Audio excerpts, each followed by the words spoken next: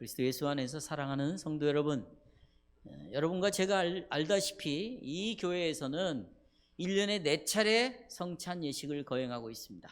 4차례.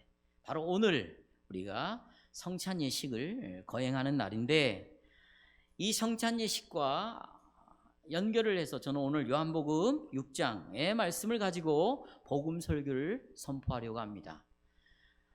제가 성경을 연구한 바로는 가장 어려운 성경이 요한복음이라고 말할 수 있습니다.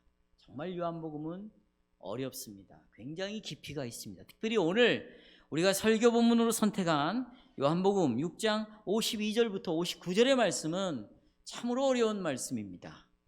따라서 우리가 오늘 이 말씀을 들을 때 성령의 도우심을 간절히 구하면서 겸손함으로 이 말씀을 들었으면 좋겠습니다. 여러분과 저는 세상에 살면서 다양한 음식들을 먹고 즐기죠. 아마 한 음식을 가지고 2-3번 먹는 사람도 있겠지만 좋아하는 음식을 그렇게 먹을 수도 있겠죠. 그러나 대부분은 그 음식을 계속해서 변화를 주면서 우리가 음식을 먹을 것입니다. 왜 우리가 음식을 먹습니까? 간단합니다. 먹어야 살죠. 우리는 육신을 가지고 있기 때문에 이 음식을 통하여 영양분을 공급받아야만이 이 육신이 유지가 될 수가 있는 것이죠. 그렇죠? 그래서 열심히 육신을 위해서 우리는 먹습니다. 그러나 여러분, 우리에게는 육신만 있습니까? 그래서 육신을 위한 양식을 먹어야만 됩니까? 그렇지 않습니다. 우리에게는 영혼도 있습니다. 영혼도 있습니다. 그래서 영혼이 살기 위해서는 영혼을 위한 양식이 필요합니다. 이것을 하나님이 창세기 태초에 우리에게 분명히 말씀해 주셨습니다. 아담과 하와를 하나님께서는 육적인 존재로만 창조한 것이 아닙니다. 또 영적인 존재로만 창조한 것이 아니죠. 육신과 영혼을 소유한 완전한 인격체로 우리를 만들어 주셨습니다. 그래서 육신을 위하여 먹도록 지음받았습니다. 그래서 에덴 동산을 보시면 실과 나무에서 나오는 모든 실과를 아담과 하와에게 다 먹도록 했다, 이런 말씀이 나오죠. 그 말씀의 뜻은 무엇일까요? 그것은 육신을 위해서는 반드시 먹어야 살도록 하나님이 지었다라는 말씀입니다. 그런데 하나님께서는 영혼도 계속 생명이 영혼에도 생명이 있습니다. 이 생명이 유지되기 위해서는 영혼도 먹어야 된다는 것입니다. 뭘 먹습니까? 바로 선악과입니다. 선악을 알게 한 나무의 열매를 먹는 날에는 정녕 뭐하리라? 죽으리라. 말씀으로 영혼은 유지가 될 수 있습니다. 그래서 아담과 하와가 하나님이 말씀하신 이 계명을 순종할 때, 믿음으로 받아들일 때 아담과 하와의 영혼은 죽지 않고 계속해서 영혼의 생명이 유지될 수가 있는 것이죠. 그래서 하나님께서는 이미 모세의 율법을 통하여 사람이 떡으로만 사는 것이 아니요 그랬습니다. 그 말은 우리 육신은 떡으로 살지만 영혼은 떡으로만 살 수 없다는 것입니다. 아니, 영혼은 떡으로 사는 것이 아니라는 것이죠. 떡으로 사는 것이 아니에요. 그럼 뭘로 삽니까? 하나님의 입에서 나오는 뭘로 산다? 말씀으로 산다는 말씀. 영혼이 유지되기 위해서는 말씀으로 유지될 수가 있다, 이런 말씀입니다. 그 말씀이 누굴까요? 요한복음 1장에 태초에 말씀이 계시니라 그랬습니다. 이 말씀이 하나님과 함께 계셨으니 이 말씀은 누구다? 곧 하나님이라 그랬습니다. 바로 이 말씀은 예수 그리스도이십니다. 근데 오늘 본문에 보니까 말씀이신 예수 그리스도께서 이렇게 말씀하십니다. 자기 자신을 가리켜서 하늘에서 내려온 생명의 양식 떡이다. 그러니까 우리가 이 떡은 먹는 빵이 아니겠죠? 네. 자, 그런데 예수님 자신이 생명의 양식인데 이 양식을 먹고 사는 방법이 무엇일까요? 예수님을 뜯어 먹는 걸까요? 예수님을 먹는 거예요? 그 먹는 방식이 뭘까요? 그 방식은 바로 그를 믿는 것이라. 예수님이 이렇게 말씀하십니다. 그러니까 하늘에서 온 양식을 먹는 방식은 뭐라고요? 믿는 것이라 예수님이 말씀하셨습니다. 따라서 그리스도를 믿는 자는 당연히 영생을 소유하였다. 그리고 영생을 이미 누리고 있다. 이렇게 말씀하셨습니다. 왜냐하면 예수님 안에 참된 양식이 있어요. 예수님이 참된 양식이에요. 그러니까 믿음으로 우리는 그리스도를 소유하게 되겠죠.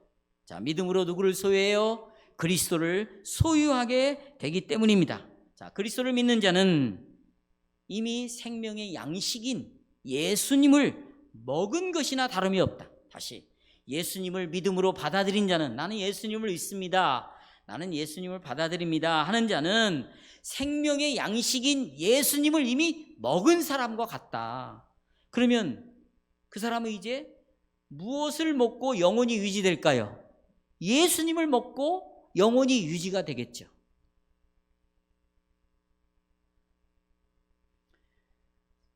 오늘 우리가 읽어봤지만 특별히 유대인들은 굉장히 특별한 음식을 그렇게 자랑하고 다녔습니다.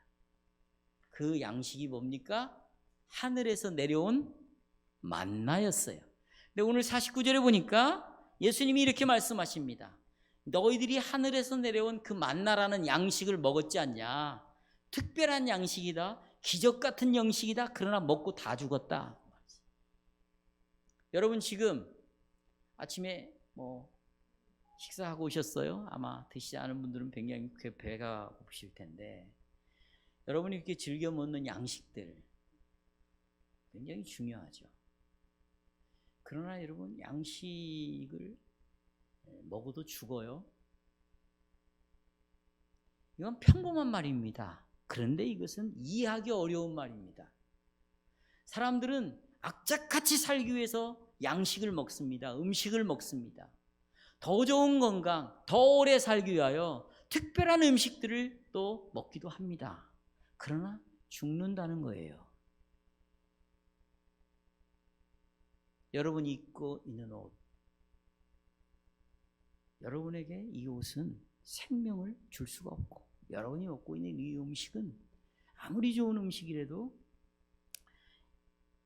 여러분의 죽음을 막을 수가 없어요. 그러니까 죽음이 뭐냐? 간단합니다. 죽는다는 게 뭐예요? 죽음이 더 이상 양식을 먹지 못하는 것입니다. 죽음이에요.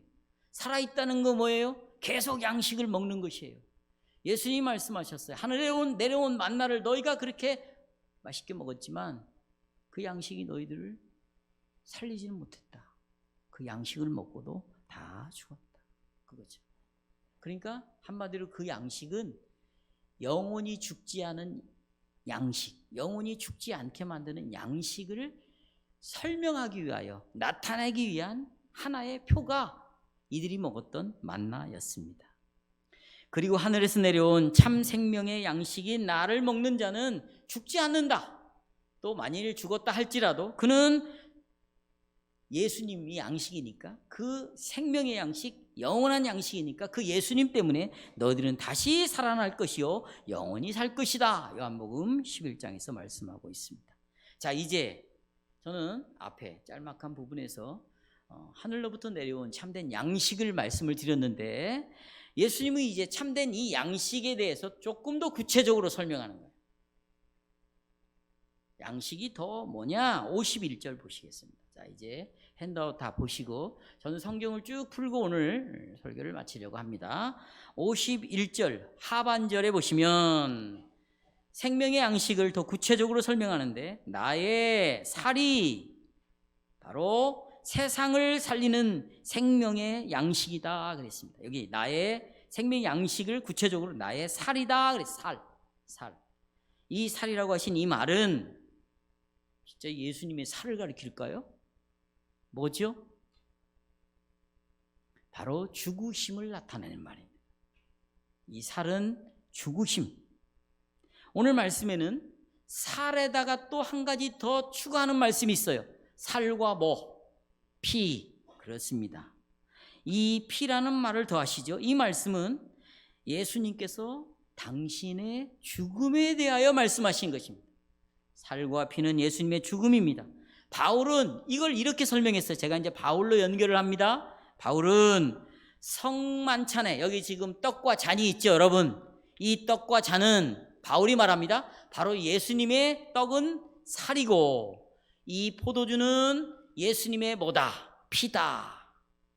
떡과 잔이 예수님의 몸과 피를 가르친다고 말하면서 이것을 먹고 마시는 것은, 이 몸과 피를 먹고 마시는 것은 고린도전서 11장 26절 핸드아웃 다 보십시오. 26절에 같이 한번 읽어볼까? 26절 자, 시작. 너희가 이 떡을 먹으며 이 잔을 마실 때마다, 거기 밑줄 치십시오. 주의 죽으심을 그가 오실 때까지 뭐 하는 것이다? 전하는 것이다. 이게 지금 복음의 핵심이에요. 이게 기독교의 핵심입니다. 그러니까 사람이 영생을 얻는 데 있어서 가장 결정적인 내용을 예수님이 알려주고 있습니다. 그게 뭐냐? 그의 죽으심이, 아까 살과 피는 예수님의 죽으심이라고 그랬죠. 그의 죽으심이 우리를 살리는 참된 뭐다? 양식이다. 그러니까 우리의 양식은 살과 피인데 그것은 예수님의 죽음이 바로 우리의 참된 양식이다 그랬습니다. 그 말이 이제 51절에 나옵니다. 51절, 자, 저 위쪽에 보십시오. 요한복음 6장 51절 같이 읽겠습니다. 시작. 나는 하늘에서 내려온 살아있는 떡이니 사람이 이 떡을 먹으면 뭐하리라? 영생하리라 그랬어요. 내가 줄 떡은 곧 세상의 생명을 위한 내 살이다. 그랬더니 52절에 보십시오. 52절. 그러므로 유대인들이 이제 싸움박질이 일어난 거예요. 이 말씀 때문에, 51절 말씀 때문에 이르되, 자기네들이 막 다투면서, 야, 사람이 어찌 능히 자기 살을 우리에게 주어 먹게 할 수 있겠냐, 이 말을 하는 거죠. 자, 여러분, 세상을 살리는 것이 내 살이다 그랬어요. 보세요. 세상을 살리는 생명, 그 다음에 살, 이런 단어, 세상, 또 살, 생명, 이런 말은 여러분 평범한 말이에요. 우리가 일상생활에서 늘 쓰는 말이죠. 어렵지 않아요. 그런데 세상, 살, 생명, 이런 단어를요 묶어서 하나의 문장을 만들잖아요. 그럼 어떻게 되냐면 내 살이 세상을 살리는 양식이다, 이러면 도저히 이해하기가 어려운 말이 되어버리는 거예요. 전체 문장의 뜻을 이해하려면 여간 쉽지 않습니다. 왜 쉽지 않을까? 세상, 살리는 것, 살, 이런 단어는 쉽지 않다니까요. 근데 문장이 되면 왜 어려우냐?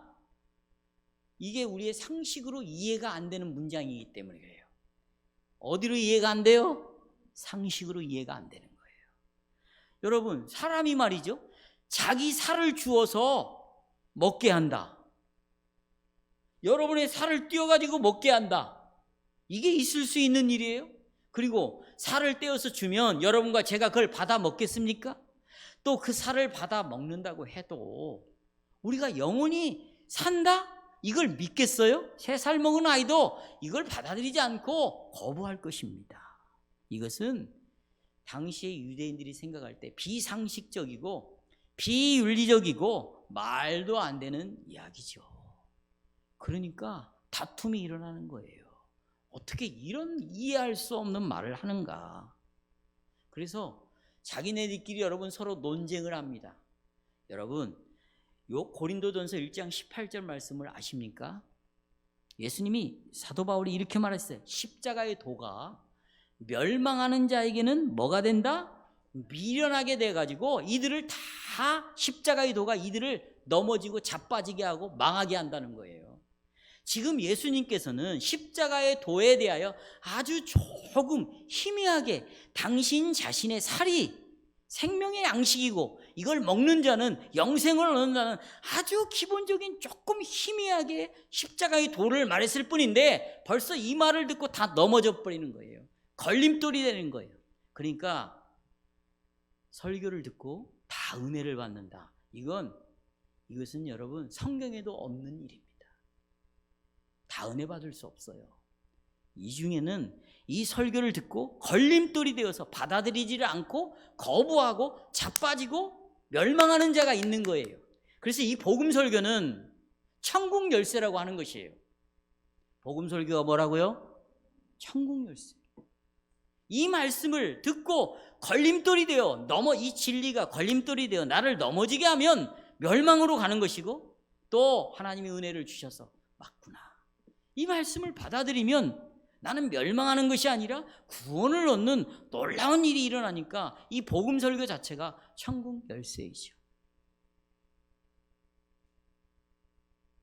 서로 언쟁하는 무리에게 예수님은 가만히 있지를 않았어요. 계속해서 이렇게 말씀하십니다.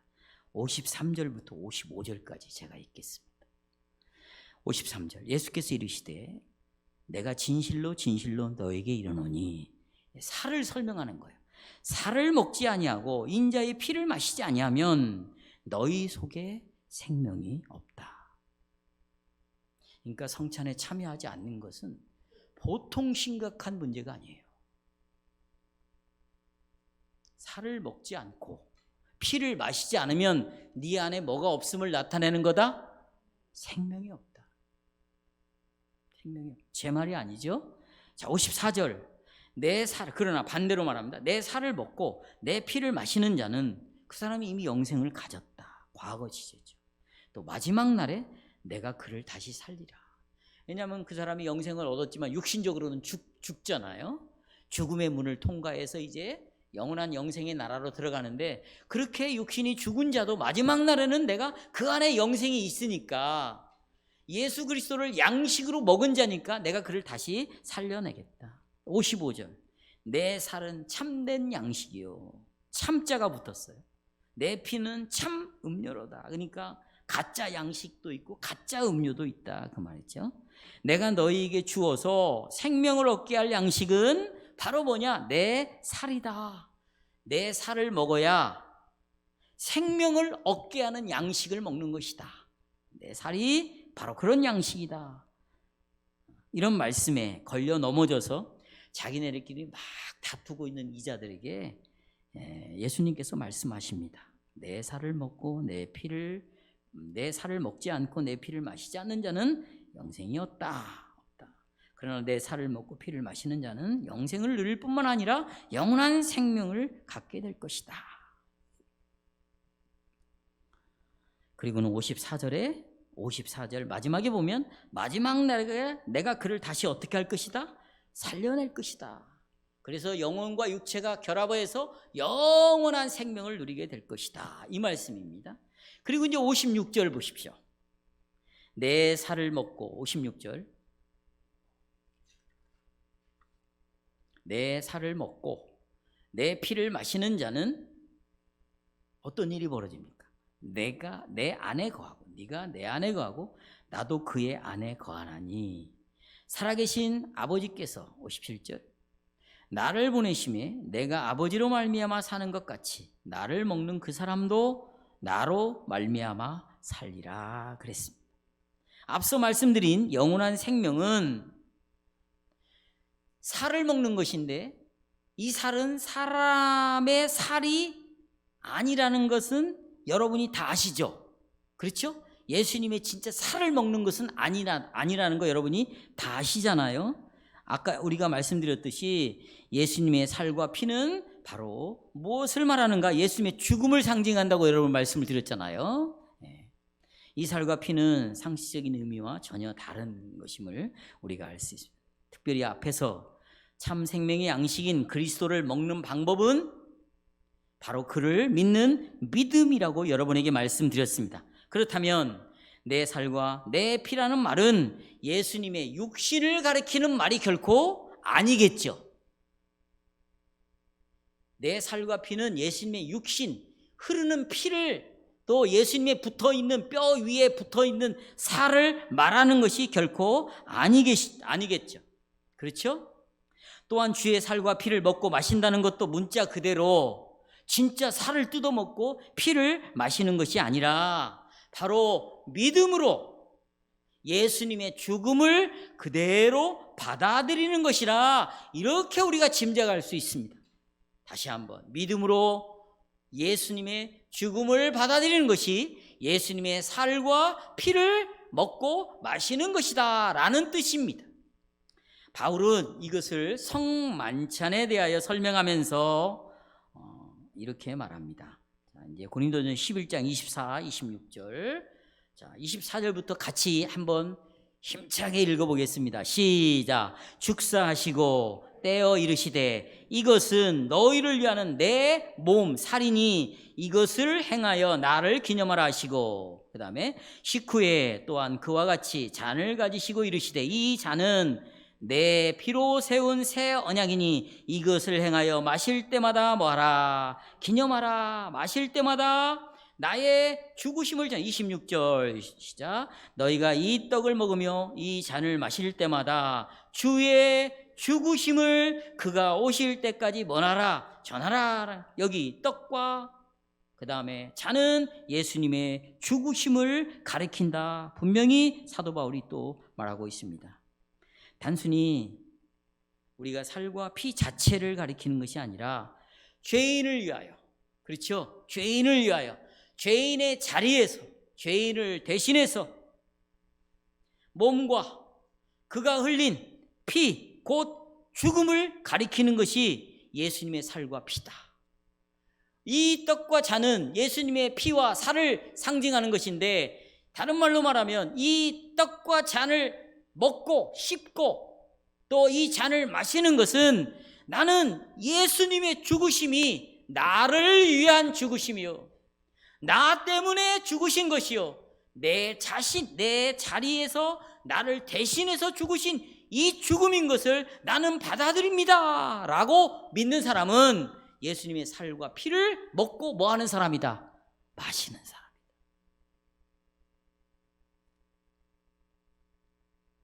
그래서 마태복음 26장 28절을 보시겠습니다. 밑에 같이 읽겠습니다. 1페이지 제일 밑에 시작. 이것은 죄 사함을 얻게 하려고 많은 사람을 위하여 흘리는 바 나의 피 곧 언약의 피. 이 피를 왜 흘렸어요? 목적이 뭐예요? 죄 사함 때문에 피를 흘렸어요. 죄 사하려고, 죄를 사하려고 예수님이 죽으셨다, 그 말씀입니다. 자, 또 넘겨서요. 누가복음 22장 20절. 자, 시작. 저녁 먹은 후에 잔도 그와 같이 하여 이르시되 이 잔은 내 피로 세우는 새 언약이니 너희를 위하여 붓는 것이라. 피로 세우는 언약. 그러니까 예수님이 피를 흘렸다는 것은 죽으셨다는 거죠. 그래서 여러분, 하나님과 우리의 관계가 아버지와 자녀의 관계가 되고 또 화평의 관계가 되고 언제든지 아버지 앞에 의로운 자로 쓸 수 있는 관계가 되려면 반드시 예수님의 죽음을 붙잡고 있어야 관계가 회복이 되는 거예요. 예수님의 죽으심으로 흘리신 그 피가 그래서 하나님과 우리 사이에 새로운 언약을, 새로운 관계를, 새로운 하나님과 자녀와의 관계를 회복시키는 결정적 역할을 한 것이지요. 주의 살과 피를 먹고 마시는 것이 또 무엇을 뜻하는지 또 볼까요? 고린도전서 10장 16절부터 18절 또 보겠습니다. 자, 살과 피를 먹고 마시는 것이 뭔가 여기 보시면 그 뜻이 나옵니다. 고린도전서 10장 16절을 보시겠습니다. 시작. 우리가 축복하는 바 축복의 잔은 그리스도의 피에 참여함이 아니냐. 의문문이에요. 참여하는 것이다, 그 말이죠. 거기 그리스도의 피에 참여. 또 우리가 떼는 떡은 뭐에 참여해요? 그리스도의 몸에 참여한다. 거기 밑줄 치세요. 참여한다. 참여 아주 중요한. 피에 참여. 여러분이 그러니까 오늘 잔을 마시면 여러분이 피에 참여하는 거예요. 또 떡을 먹으면 뭐에 참여? 그리스도의 몸에 참여함이 아니냐 그랬습니다. 나머지는 조금 이따가 말씀드렸죠. 자, 여러분 보십시오. 성찬에서 이 잔을, 포도주를 마시는 것은 어떻게 설명해요? 이걸 여러분이 생각하면서 믿음으로 성찬에 참여해야 이게 진짜 참 성찬이지. 그냥 받아 먹으면 야 오늘 포도주가 왜 이렇게 독하냐, 야 빵이 오늘 맛있다, 이렇게 생각하면 떡과 포도주를 먹으면 안 되죠. 그렇죠? 내가 포도주를 마시면서 무슨 믿음의 고백을 해야 되냐면 예수님의 피에 참여하는 거다. 또 떡을 먹으면서 나는 예수님의 몸에 참여하는 거다. 그래서 보세요, 잔이 들어가면 이 잔과 나는 이제 하나가 돼버리는 거고, 떡이 들어가면 내 몸 안에서 씹어져서 오장육부로 다 흡수가 돼서 하나가 되는 거예요. 그렇죠? 그런데 이런 내용인데 여기 지금 참여하다, 피에 참여, 몸에 참여는 여기 참여하다는 굉장히 중요한 단어. 이 참여라는 단어의 헬라어의 뜻은 코이노니아라는 말인데요. 코이노니아, 여기서 이제 여러분 커뮤니케이션 이런 단어들이 여기서 다 나오는 거죠. 여기 이 코이노니아라는 말은 아주 중요한 뜻이 있습니다. 이게 뭐냐? 함께하다, 함께하다, 또 함께 나누다라는 뜻입니다. 그러니까 내가 그리스도의 살과 피를 먹고 마신다라는 것은 함께하는 거예요. 뭐와? 아까 살과 피가 뭘 상징한다고 그랬지? 뭘 의미한다고 그랬지? 예수님의 죽으심에 내가 뭐 하는 겁니까? 참여하는 거죠. 아까 함께 나누다라는 뜻도 있어요. 이 죽으심을, 예수님의 죽으심을 내가 함께 나누어 갖는 거예요. 그러니까 예수님의 죽으심이 누구의 죽음이 되는 거예요? 나의 죽음이 되는 거죠. 왜? 함께 나누는 것이니까. 예수님의 죽으심이 이루어 놓은 것들이 있죠. 그렇죠? 죄가 용서되는 것, 거기에 함께 참여하고 함께 나누는 거예요.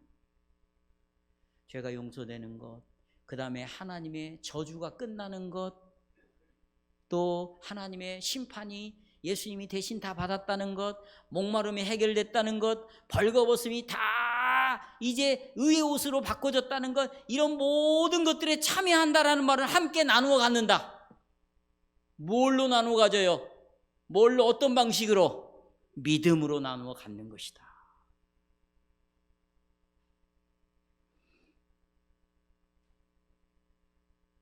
그래서 여기 18절 보십시오. 아주 중요한 말씀이 나오는데요. 고린도 10장 18절, 육신을 따라 난 이스라엘을 보라.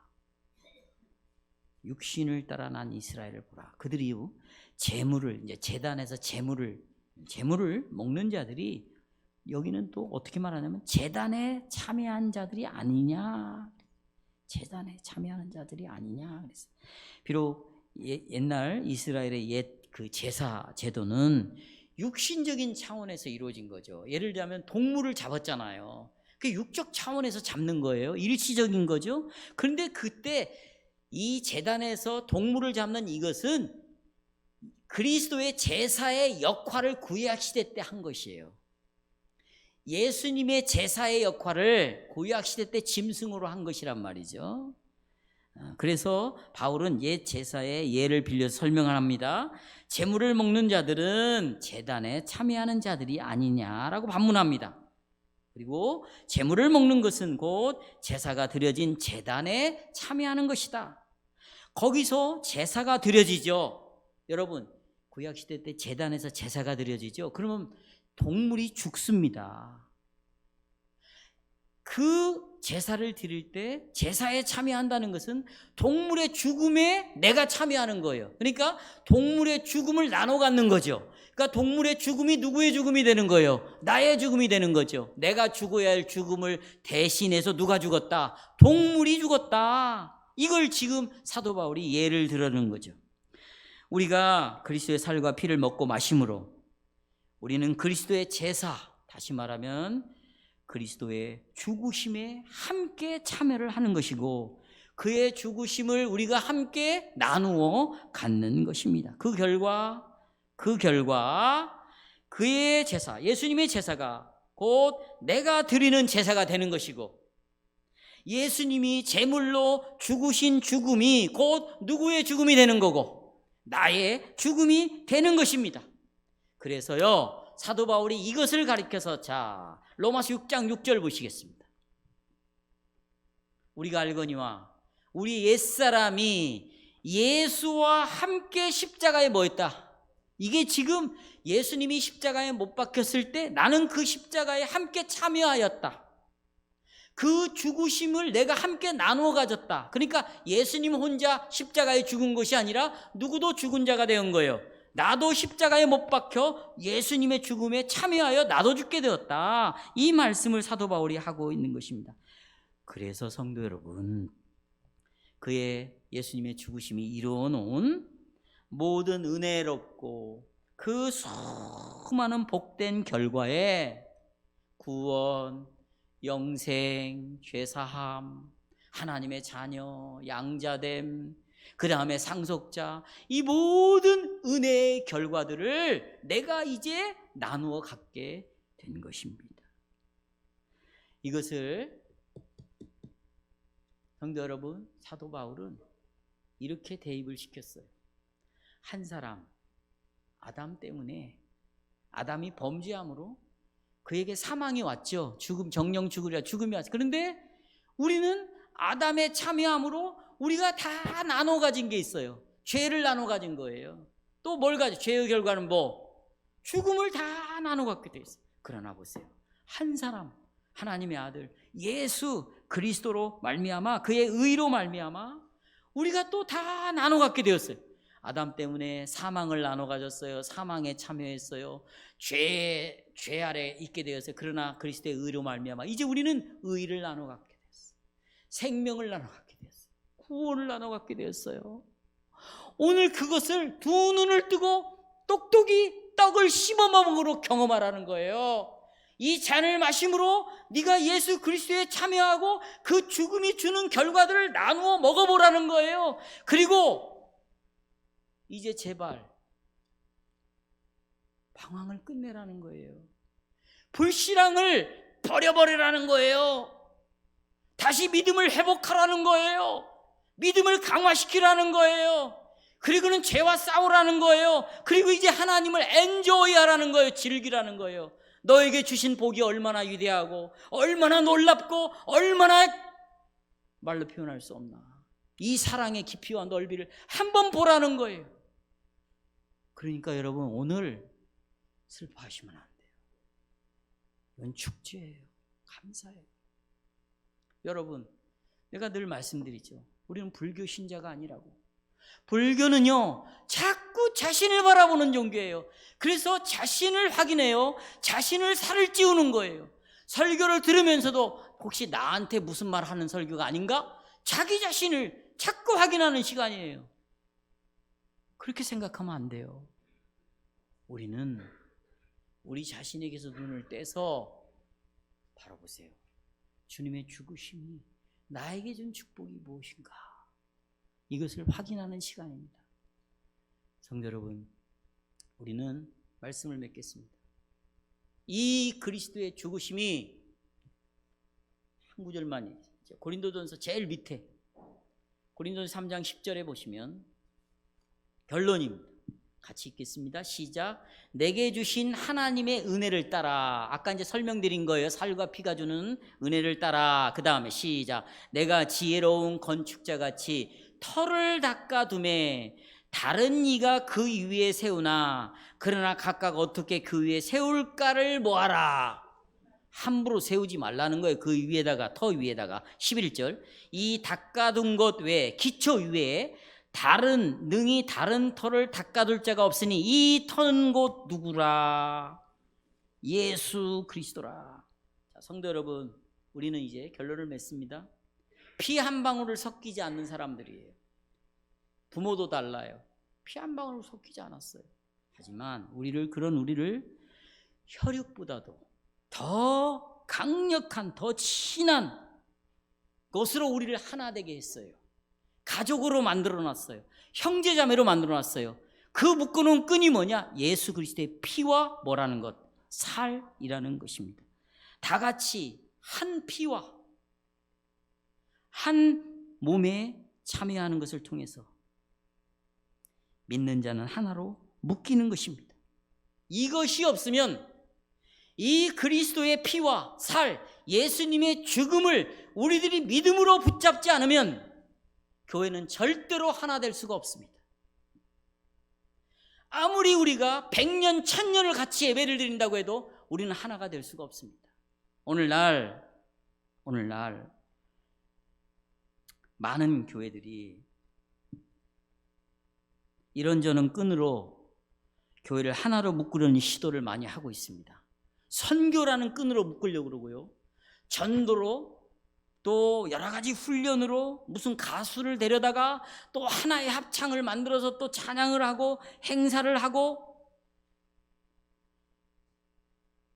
그렇게 해서 대단한 일을, 많은 일은 할 수 있겠죠. 하지만 그런 것으로 묶는 끈은 썩은 끈입니다. 무슨 끈? 썩은 끈이에요. 그런 것으로 묶인 하나됨은 교회의 진정한 하나됨과는 아무런 상관이 없어요. 오늘 여러분이 떡과 잔을 마실 때는 이제 믿음의 고백이 나오는데, 이 피와 몸으로 영원히 분리될 수 없는, 우리는 하나의 몸, 피로 한 몸이 되었다. 그 한 몸을 이룬 것이 바로 뭐다? 주님의 교회다. 이 교회를 통하여 하나님께, 주님께 영광을 돌리시기를 바랍니다.